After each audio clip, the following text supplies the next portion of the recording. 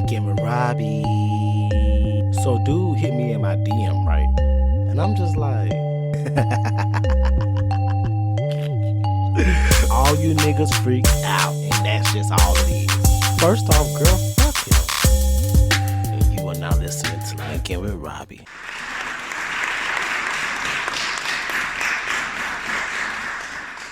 Okay, I know. I've been slacking on the coverage for the trial of the century. But, y'all, after Friday, I had to take a pause. I was exhausted. I felt like I had been in the courthouse all week.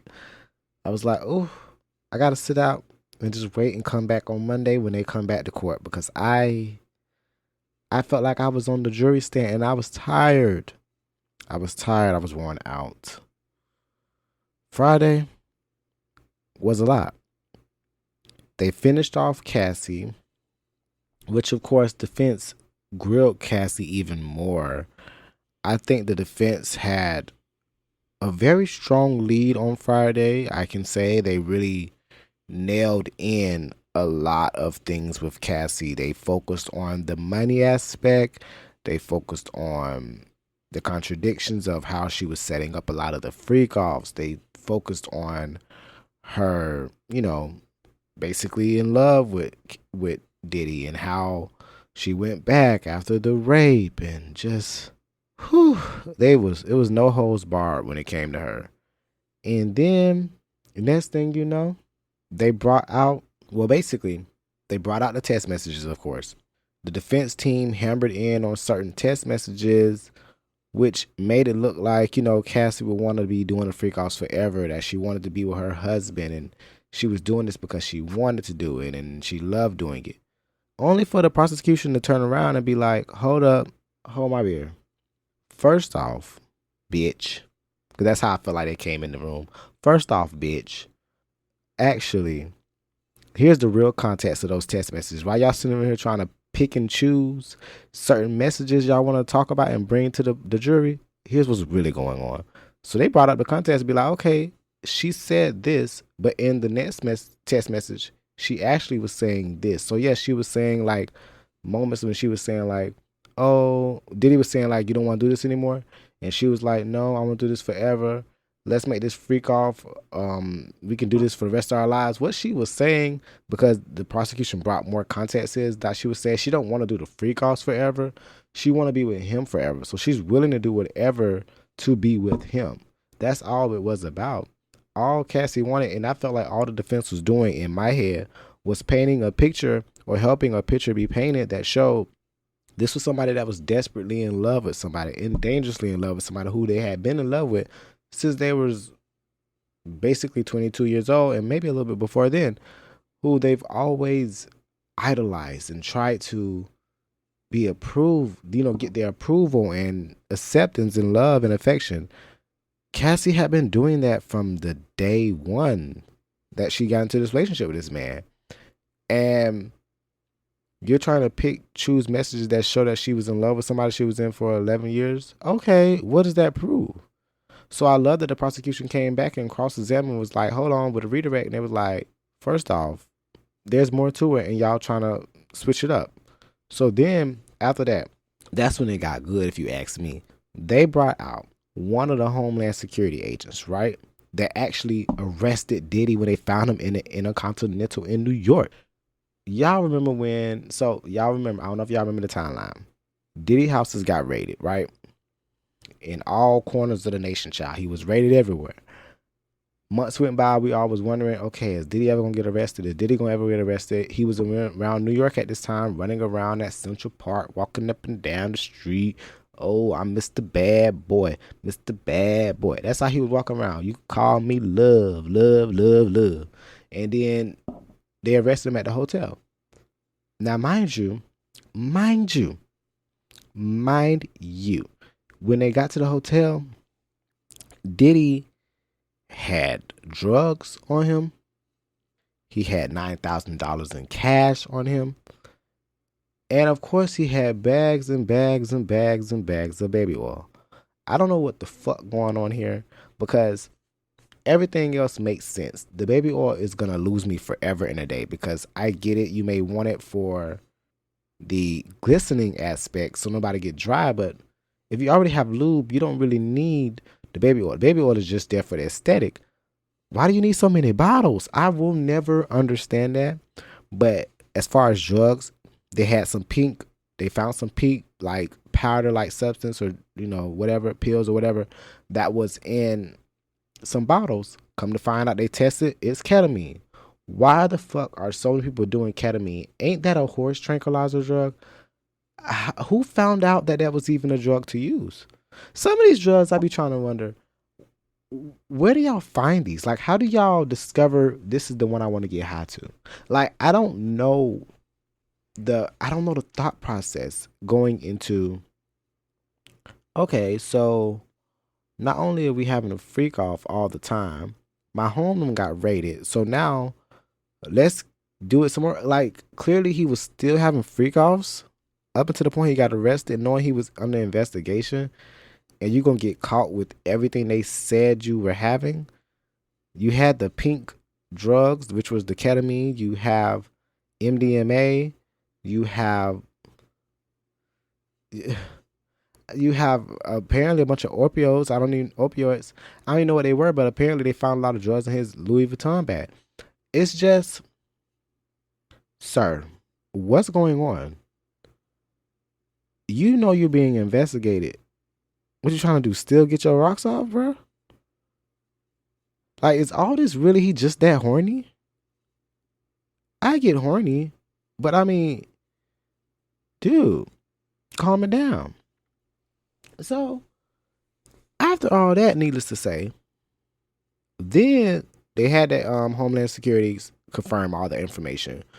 Defense come back out. They get Homeland Security to basically say that, yes, there were other belongings there that led them to believe there was a female in the presence, which I can see what they're doing. They're trying to find a loophole so they can maybe possibly blame all that stuff being on her. But, I mean, let's be honest.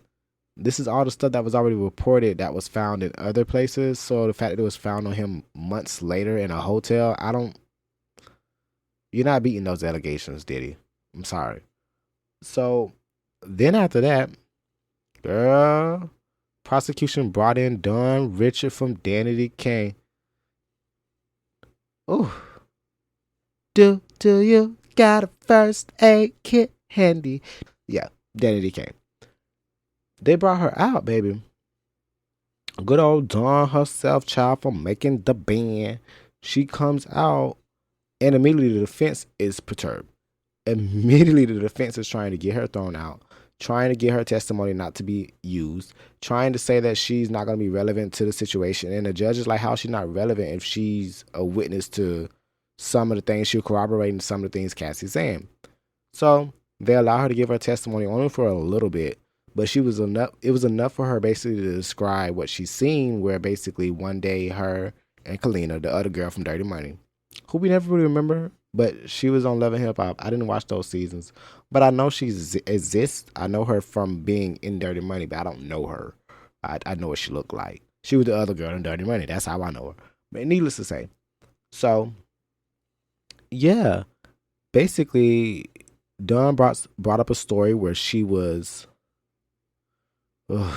Where basically they were all at their house and Diddy was upstairs on one of the other floors. It was like a multi-story house, of course, Diddy. And Cassie was cooking eggs or making dinner. It was at dinner time, but she was making eggs or whatever.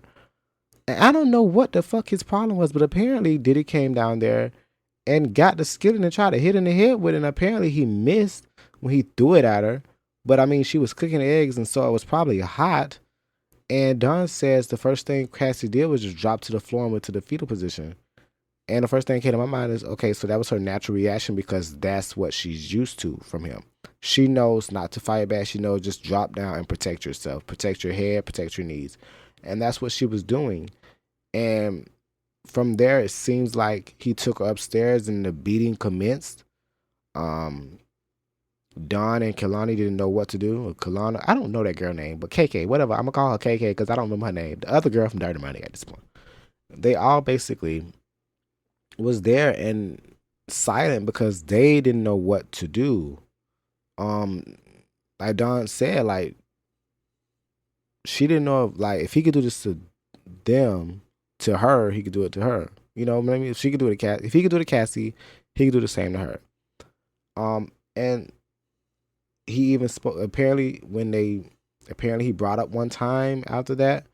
Um, people disappear, which was like a very thinly veiled threat that was like clearly you're trying to say you'll get me off or whatever if I say anything or if I step out of line too much.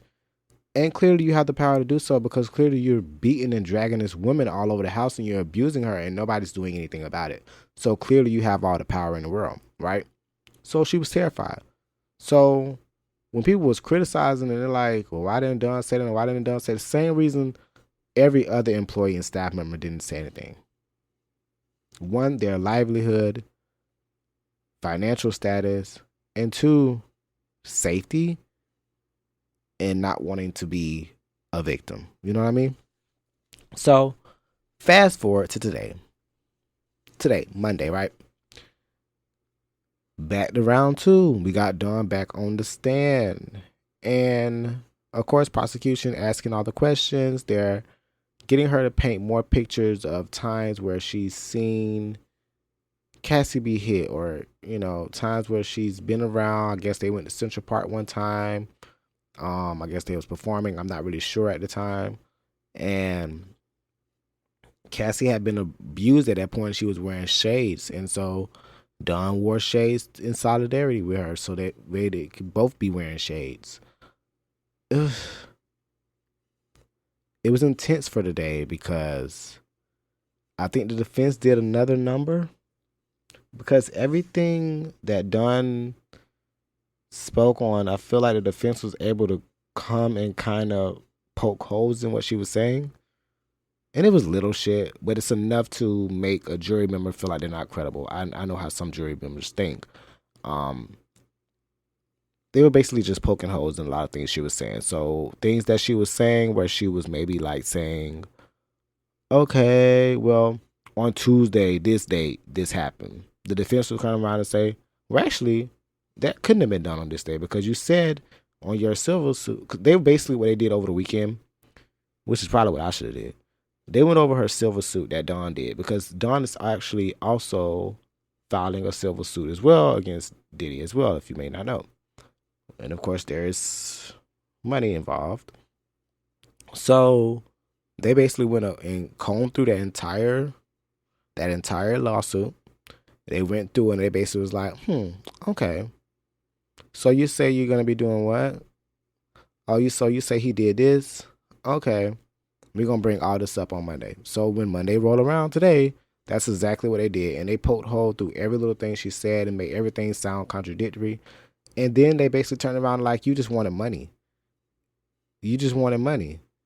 You did all this because you wanted some lifestyle or you got kicked out of Danny King or Diddy, dirty money wasn't going good and you was promised all this other stuff and he did you wrong because you still kept coming around and working for him after the fact. So how caring could you have been? How concerned could you have been? So it was a rough day. I do believe the defense had a lot of good points and it was really countering a lot of things the prosecution was saying. Then they brought out Kerry Morgan, who is one of Cassie's old friends, who she basically also corroborated a lot of Cassie's stories. Spoke about how the dude was banging on the door with a hammer trying to get to Cassie, and every time she would leave, every time Cassie was trying to find a way to leave, he would find a way to get her back. Or how he hit her, Kerry Morgan, that is the friend, how Diddy would hit her with a wooden hanger and all type of abusive shit, and how she saw him drag Cassie down the hallway. Just a lot of crazy shit. But again, of course, the defense was able to double back and then try to highlight all her contradictions and also be able to say, like, well, you haven't been her friend in years and where were you at? And that's basically what they're going to do. It seems like what they're going to do is try to, one, keep basically have the less witnesses as possible. So the more they can knock down some witnesses who claim to be seeing things for Cassie or seeing things, anything, they're trying to get them taken out because they know even if they can poke holes in everybody's story, when you pile all that together, eventually everybody's not lying. You know what I mean? So the defense, their first thing they're trying to do is make sure everybody can't speak, which is why they were trying to stop Dawn from getting on the stand.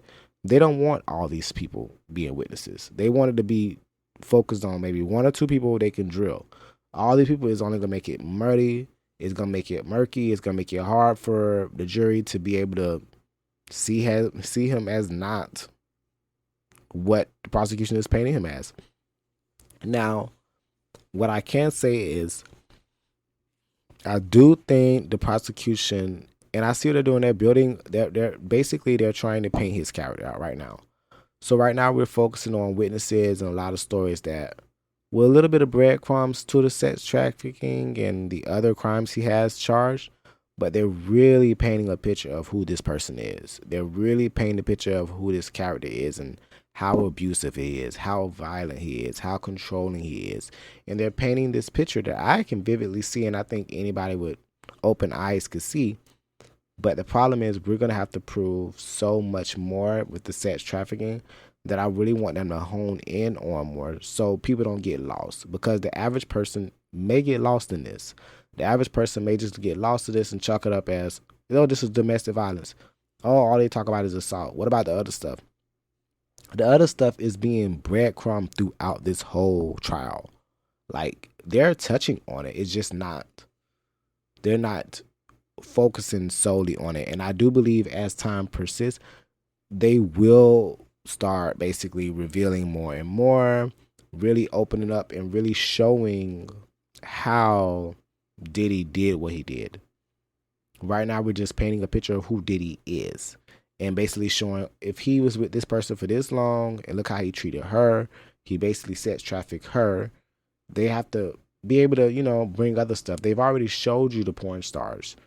They've already showed you the escorts that they were sex trafficking. You can't hire escorts and have them across state, every state, out of the country. You can't do that. That's sex trafficking. It is. But basically, they're going to get more testimonies and they're going to prove all that. And for those that are sitting here like, oh, this is just a domestic violence case. Oh, this all about Cassie. Oh, they all want money. They all want money. No, nigga, you're going to pay me for my suffering. You are going to pay me for my suffering. If it was me and I had to be quiet for so many years, yeah, nigga, I'm going to stick you up. And then when the people come knock at your door, yeah, and they call me, ask me, I'm going to give them anything they want to know. I'm telling it all. Yep, I'm going to see you go down. But like they did, they played it a calculated way. They waited till they waited. Like they asked Dawn, what made you want to finally come out and speak? And she was just like, I saw Cassie be brave. Cassie finally spoke up and I was like, you know what? I can too. Why not? Now, here's this. Because I do believe in victims.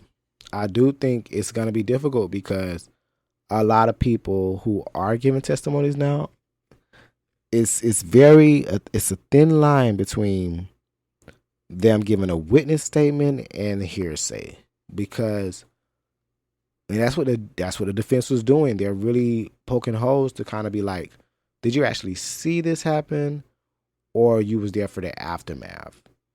Did you actually witness her get hit by him? Did you actually witness any of these parties? Did you actually witness any of these drugs? Did you actually witness any of these guns? Did you see any of these violence, this crime? Did you see any of this, or you just heard about it, or you were just around it? There's a big difference, because you can misconceive something, or that can just not be what it is. So if you actually have a credible witness that was there firsthand, that's T. Right now, they have some witnesses that weren't there right away. I think, honestly, their strongest witnesses that they've had so far, in my opinion, of course, Cassie, because that painted a lot of character development for him, but also that agent. That agent basically is describing everything he had up in his hotel room the night he got arrested, paints a picture of somebody who is still doing the shit, and we can't blame Cassie for it. The defense is trying to pin it on Cassie, make it look like Cassie wanted this. Cassie was doing this. Cassie wasn't in the picture no more when he got arrested. An investigation was in the picture at that point. The fact that he still had all those drugs on him, all that money on him, still doing what he was doing, it's reckless behavior. It's arrogance. It's pure arrogance. He was so overly confident that he just thought he was just that nigga that could never be stopped, never be topped, and that he was going to make it no matter what throughout this trial. And he has, I won't lie, he has the Justice League of attorneys. Yes, he has some really good people that's all just ready to just tear apart anybody who speaks against him. But that does not change the fact that there is a lot of damning evidence that's slowly being unveiled. And it's taking a while. It is. But it's a lot. This is a lot. It's a lot. And day by day, I'm just watching to see what's going on, see how they're handling things. I see right now, they're focusing on the defense is going hard. They're not playing around. So I do want prosecution to step it up, but it's a slow burn. We gotta do it slow and steady, nice and easy. What Tina said, sometimes we like to do it rough. Anyways, the point is, I'm getting on a tangent. When there's a trial going on and it's gonna be over a month long, 2 months long, whatever the case can be, why would you rush out with all your heavy hits right now? The defense job is to counteract anything that the prosecution throws out there. The prosecution should not be throwing out their best ace cards in the beginning. They may need to throw out some, stuff every now and then to plant some seeds to really let you see the picture. But right now, the prosecution is painting a story. When they are done and when they at their closing statement, then we will finally know the full story of what they're painting. Right now, we're just in the beginning phase. So I want people to sit back and chill for a second. We getting there. We are getting there. We're going to get everything we need to get. Y'all are so rushing this case and this trial because y'all want to know right now. We're in such a right now culture that everybody wants to know right now what's going on. Right now, who's going in the lead? Who's doing the right thing? When it comes to court, it's a tennis match. So it's literally boom, boom, boom, boom. So prosecution gonna get a good day, defense gonna get a good day. Prosecution gonna get a bad day, defense gonna get a bad day. That's how it's gonna be until we're done. So that's why I like looking at it day by day, because you can watch the up and down. Because last week I felt like prosecution had a lot of good days, but defense came out strong at the end, and then they're starting off strong this week. Who's to say that things don't flip?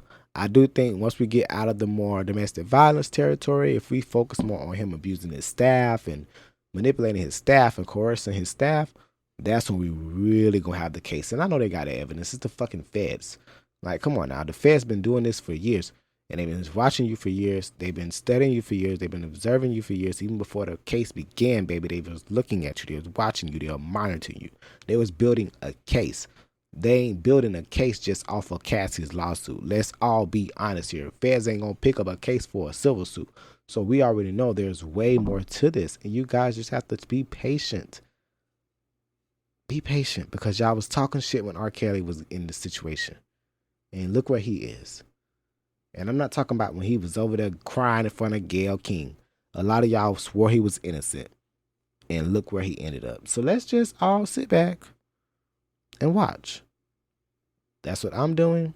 I'm studying. I'm keeping track of the inner city press. As you may know, I am watching it day by day.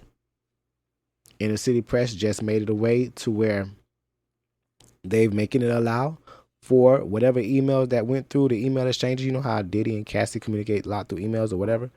Those will be admitted for the public to see now. So the media will be able to have access to that. So if the press has access to it, we will have access to it. So I like to thank Inner City Press for that. Inner City Press is the GOAT, because I go to that Twitter and he just be boom, boom, boom, boom, just dropping stuff. Man. Oh, God, I'm just rambling at this point. Y'all, I had to give y'all a quick update on what's going on from Friday and Monday. It's a slow trial, so I am going to do, so what I've decided I'm going to do now, right? I'm going to cover it, but I'm going to do it every other day, because sometimes, depending on what all is said that day, it may not be a lot of information to give. So, I know y'all like the salacious stuff. I know y'all like to hear every little, nook and cranny. But I'm not gonna do a full day coverage, so I'm gonna do it broken based off of what's going on, what's developing in the story. So basically, I'll do maybe like every 2 days I'll record, every 2 days I'll drop an episode regarding this, the Diddy trial. Still gonna do my regular episodic episodes. Like this week, of course, I have coming up the Johnson's episode. For those who may know, if you know, you know. But outside of that, I'm gonna be focusing heavy on this Diddy trial. And then after this Diddy trial is over, there'll be something else I'm gonna go on to that I'm not gonna speak on to yet. But after this, I'm gonna do another series. So right now I'm just focused on the Diddy trial, which is the trial of the century. And yeah. So this episode will be released right now. When you listen to this, it'll be Tuesday. So after that, the next time you'll hear any updates regarding this trial will be Thursday. Unless something major happens on Wednesday, it'll be Thursday. And then again, so on and so forth. Like that. That's how it's gonna be. But yeah. That's basically it at this point. I don't think I have anything else to add to it. I'm enjoying the trial. It's going either way at this point. I do think the defense is a good team, but I also think the prosecution ain't nothing to sleep on. So I'm ready to see the turnaround. I'm ready to see how this comes down, because the jury is all about perception. The jury, one person can perceive something one way and another person can perceive something another way. So you really got to pay close attention to the reaction the jury member have, or what a casual person is looking at this case as. A lot of people are thinking of it as, okay, it's not enough evidence. So I'm ready for more evidence to come out, but I know they got plenty of evidence. But I'm ready for all of it to start piling out so people could really be like, oh shit. Like, don't forget the mule Brandon got stopped in this whole ordeal before we even got to this point. Brandon been pled guilty or did a plea deal. So I already know he flipped and he got some information to say. There's going to be more people that are speaking, like other people that would have been conspirators who are corroborating, like, bro. So when all of them come tipping out for the witness stand, yeah, that's when we going to really know what's going on. But other than that, I do want to thank y'all for tuning in to another Live with Robbie session, or Live with Linkin with Robbie. I'm going to figure out the name. I'm working on it. But yeah. Toodles.